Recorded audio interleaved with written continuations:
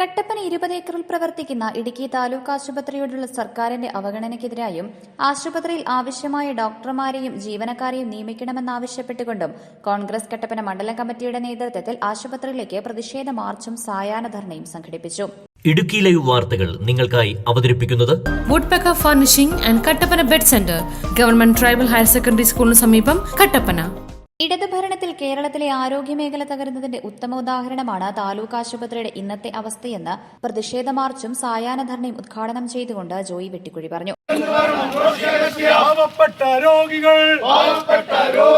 പാവപ്പെട്ട രോഗികൾ ചികിത്സയ്ക്കായി കേഴുമ്പോൾ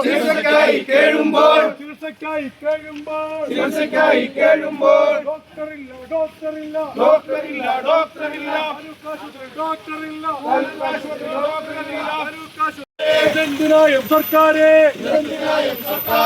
എവിടെ ഡോക്ടർമാർ, എവിടെ ജീവനക്കാർ, എവിടെ ഡോക്ടർമാർ.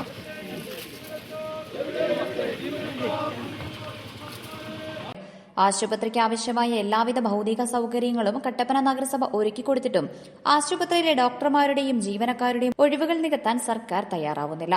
15 ഡോക്ടർമാർ വേണ്ടിയെടുത്ത് 5 ഡോക്ടർമാർ മാത്രമാണ് ആശുപത്രിയിലുള്ളത്. മലയോര മേഖലയിലെ പാവപ്പെട്ട രോഗികൾ മണിക്കൂറുകളോളം ക്യൂവിൽ നിന്നിട്ടും ചികിത്സ ലഭിക്കാതെ മടങ്ങുന്ന സാഹചര്യമാണുള്ളത്. ഡോക്ടർമാരുടെ തസ്തികകൾ ഒഴിഞ്ഞുകിടക്കുന്നത് മൂലം ആശുപത്രിയുടെ പ്രവർത്തനം പൂർണ്ണമായും താളം തെറ്റിയിരിക്കുകയാണ്. അത്യാഹിത വിഭാഗത്തിൽ രാത്രിയിൽ സേവനം ലഭിക്കാത്തത് ജനങ്ങളുടെ ജീവൻ വെച്ച് പന്താടുന്നതിന് തുല്യമാണ്.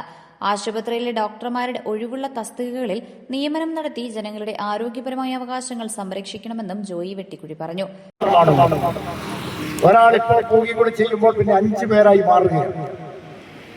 കട്ടപ്പന പോലെയുള്ള ഒരു മുനിസിപ്പാലിറ്റിയിൽ പ്രവർത്തിക്കുന്ന ഒരു താലൂക്ക് ആശുപത്രിയിൽ ഡോക്ടേഴ്സിന്റെ പോസ്റ്റ് വളരെ കുറവാണ്.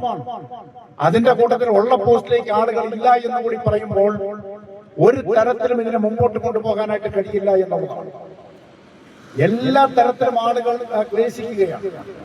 ആശുപത്രിയിൽ വന്നാൽ മരുന്നില്ല, ഗുളികയില്ല, ബാക്കി ടെസ്റ്റുകൾ നടത്തുന്നതിനുള്ള ഉപകരണങ്ങളില്ല, ഉപകരണങ്ങൾ ഉണ്ടെങ്കിൽ അത് കേടുപാടുകൾ കിടക്കുന്നു. അങ്ങനെ എല്ലാ തരത്തിലുമുള്ള ബുദ്ധിമുട്ടുകൾ അനുഭവിക്കുന്നതിന്റെ കൂട്ടത്തിലാണ് ഡോക്ടർമാർ ഇല്ലാത്തതിന്റെ പേരിൽ ഇവിടെ വരുന്ന രോഗികൾ മറ്റു സ്ഥലങ്ങളിലേക്ക് പോകേണ്ടി വരുന്നു. ഇത് ഇവിടെ മാത്രമല്ല, മറ്റ് പല പ്രൈമറി ഹെൽത്ത് സെന്ററുകളിലും CHCകളിലും ഒക്കെ കിടത്തി ചികിത്സ ഇന്ന് ഇല്ലെന്നായിരിക്കുന്നു. എന്ന് പറഞ്ഞാൽ അവിടെയൊക്കെ ഡോക്ടർമാരും നഴ്സുമാരും ഇല്ലാത്തത് കൊണ്ട് ആരോഗ്യ കേന്ദ്രങ്ങൾ അടച്ചുപൂട്ടുന്ന നിലയിലേക്ക് കാര്യങ്ങൾ മാറിക്കൊണ്ടിരിക്കുകയാണ്.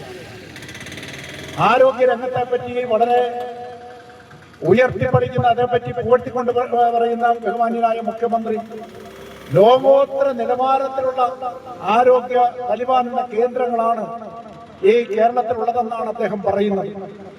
നമ്മൾ പോലും പലപ്പോഴും അത്ഭുതപ്പെട്ടു പോകും. കാരണം 20 ഏക്കർ താലൂക്ക് ആശുപത്രിയുടെ മുമ്പിലും ചെറുതോണി ജില്ലാ ആശുപത്രിയുടെ മുമ്പിലുമൊക്കെ ഈ പുറത്തു നിന്ന് വരുന്ന സായിപ്പന്മാര് മരുന്ന് മേടിക്കാൻ നിൽക്കുന്നത് ലോകോത്തര നിലവാരമുള്ളത് കൊണ്ടാണ്. ഇവിടെ വരുന്ന ടൂറിസ്റ്റുകളെല്ലാം നമ്മുടെ ആശുപത്രിയിൽ കയറി ചികിത്സ തേടിയിട്ടാണ് പോകുന്നത്. ലോകോത്തര സ്ഥാപനങ്ങൾ ഇവിടെ ഉള്ളത് കൊണ്ടാണ് പിണറായി വിജയൻ ചികിത്സയ്ക്ക് വേണ്ടി ഇവിടുന്ന് അമേരിക്കയ്ക്ക് പോകും. സായിപ്പുമാര് മുഴുവനും ചികിത്സയ്ക്ക് വേണ്ടി കേരളത്തിലേക്ക് വരും. എന്തൊരു തള്ളിച്ചയാണ് അദ്ദേഹം തള്ളിക്കൊണ്ടിരിക്കുന്നത് എന്നുള്ളതാണ്. വാസ്തവത്തിൽ ഈ ആരോഗ്യ രംഗം ഇതുപോലെ തകർന്ന ഒരു കാലഘട്ടം കേരളത്തിന്റെ ചരിത്രത്തിൽ ഉണ്ടായിട്ടുണ്ട്. ഒറ്റ ആശുപത്രികളിൽ മരുന്നുകളില്ല, അവിടെ യന്ത്ര സാമഗ്രികളില്ല, MRI സ്കാൻ നടത്താൻ ഉപകരണങ്ങളില്ല, അതോടൊപ്പം CT സ്കാൻ നടത്താൻ ഉപകരണങ്ങളില്ല. ഉപകരണങ്ങൾ ഉള്ളിടത്തതെല്ലാം ക്യൂ ആണ്. ഇപ്പോൾ പറയുന്നത് എന്താണ്? ഓപ്പറേഷൻ നടത്തണമെന്നുണ്ടായെങ്കിൽ രോഗി ക്യൂവിൽ നിൽക്കണം എന്ന് പറഞ്ഞാൽ അവന്റെ ജീവൻ രക്ഷിക്കണം എന്നുണ്ടെങ്കിൽ, അത് ഭാഗ്യമുണ്ടെങ്കിൽ അവൻ മരിക്കാതിരിക്കും. കാരണം ക്യൂവിലാണ് ഓപ്പറേഷൻ ചെയ്യേണ്ട രോഗികളുടെ ക്യൂ ലിസ്റ്റ് ഉണ്ടാക്കിയിരിക്കുക. ഈ ക്യൂ ലിസ്റ്റിൽ ഇദ്ദേഹത്തിനുള്ള അവസരം കിട്ടുമ്പോഴത്തേക്കും ദൈവം ഇയാളെ തിരിച്ച് മരണത്തിലേക്ക് വിളിച്ചില്ലെങ്കിൽ അദ്ദേഹത്തിന് ഓപ്പറേഷൻ നടത്താനായിട്ട് കഴിയും. ഒരു രോഗിക്ക് ചെല്ലുന്ന സമയത്ത് തന്നെ അവിടെ ചികിത്സ കിട്ടണ്ടേ? ഇവിടെ നമ്മളെ തേർത്തോണിയിൽ നമുക്കറിയാം, അവിടെ നിന്ന് കഴിഞ്ഞാൽ എത്ര ആംബുലൻസുകളാണ് വന്ന് നമ്മുടെ മെഡിക്കൽ കോളേജിലേക്ക് കയറുന്നത്. മണ്ഡലം പ്രസിഡന്റ് സിജു ചക്കുമൂട്ടിൽ അധ്യക്ഷത വഹിച്ചു. ബ്ലോക്ക് പ്രസിഡന്റ് തോമസ് മൈക്കിൾ മുഖ്യപ്രഭാഷണം നടത്തി. നഗരസഭാ vice chairperson Leelamma Baby, Beena Tommy, Shaji Vellamakkal, KT Jayan, Prashanth Raju, Arunkumar Kappukattil, Santhosh Olinjal, Ruby Vezhambathottam, CM Thankachan, Beena Sibi, Sajimol Shaji, Johnny Vadakkekara, Sunny Kolotha, Jessy Benny, Lizzy Johnny, Ranjini Sajeev, Rathnamma Surendran, Joy Kalappura, Benny Allesh, Baby Vadayatta തുടങ്ങിയവർ പങ്കെടുത്തു. Idukki live news Kattappana. Idukki live വാർത്തകൾ നിങ്ങൾക്കായി അവതരിപ്പിച്ചത് ഹോം അപ്ലയൻസുകൾക്കും ഡിജിറ്റൽ ഗാഡ്ജറ്റ്സുകൾക്കും പുറമെ 52,000-ലധികം എസൻഷ്യൽ പ്രോഡക്റ്റുകൾ ഉൾപ്പെടുത്തി ഏറ്റവും വലിയ ഷോപ്പിംഗ് എക്സ്പീരിയൻസിനെ ഹൈറേഞ്ച് ഹൈപ്പർമാർട്ട് ഷോറൂമിലൂടെ ഏറ്റവും വലിയ കളക്ഷനുകളും മറ്റാർക്കും നൽകാനാവാത്ത ഓഫറുകളും ഉൾപ്പെടുത്തി farm fresh vegetables, fruits, meats, grocery, crockery, gift items, kitchen അപ്ലയൻസുകൾ, ബ്യൂട്ടി പ്രോഡക്റ്റുകൾ, ഇന്ത്യയിലുടനീളമുള്ള എല്ലാ ബ്രാൻഡുകളുടെയും ഹോം അപ്ലയൻസുകൾ, മൊബൈൽ ഫോണുകൾ, ലാപ്ടോപ്പ് എന്നിങ്ങനെ എല്ലാം ഒരിടത്ത് ഒന്നിക്കുന്നു. മാർക്കറ്റ് വിലയേക്കാൾ കുറഞ്ഞ വിലയിൽ. ഇനി പലയിടത്തല്ല, എല്ലാം ഒരിടത്ത്.